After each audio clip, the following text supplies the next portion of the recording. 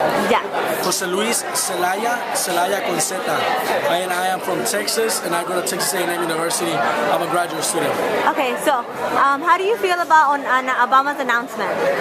You know, whenever I first found out, it was just it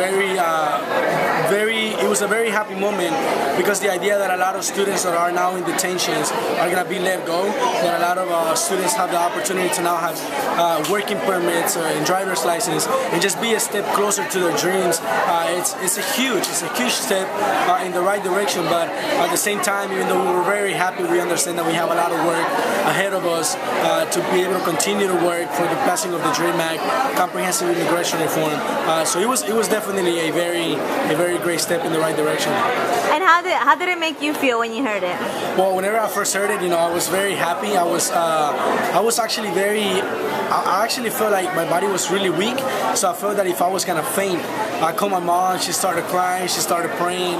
It was amazing, and the fact that I get to practice my education and be able to teach and be able to be a step closer to a classroom is just very happy. It's overwhelming.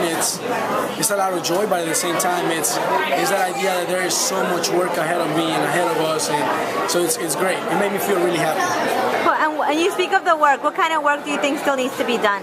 Right now, there's a lot of lawyers and notaries that want to be able to commit fraud to a lot of students and be able to take advantage of them. So it's important to be able to bring the right education for our communities, for them to be able to understand that there is no process right now, that if there are lawyers taking money right now, saying that there's an application available, to be able to let them know that that is not true, to be able to provide the right resources, such as lawyers that can do the work pro bono, questions that places where they can find information about the announcement, who applies, who doesn't apply, and then even working for the federal DREAM Act, because we know that this is only a temporary thing. This does not lead to citizenship. So the passing for the DREAM Act and comprehensive immigration reform is something that is going to be really big.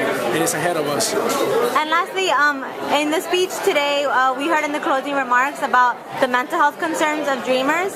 I wonder if you could speak to that from your personal experience, if you've ever experienced, any depressive moods or anything related to it. Well, back in Texas, we actually experienced the loss of one of our brothers, Joaquin Luna, a student 18 years old he struggled a lot with his status, and he is no longer with us. But I personally have felt many times down the fact that I get to go to a classroom and tell my students to study hard, to do their best, that I'm gonna be their teacher, and all of a sudden they're like, Mr. C, are you coming back next year to teach us? And I have to say no, because I can't teach. It makes me feel sad. It depresses me whenever I come to places like this and I meet other students from other states that don't get the opportunity to go to college. It really saddens me, but at the same time motivates me to keep going. I see a psychiatrist at least once a week to be able to talk about my problems and the issues that I go through, because it's important, and sometimes being too strong is actually a weakness.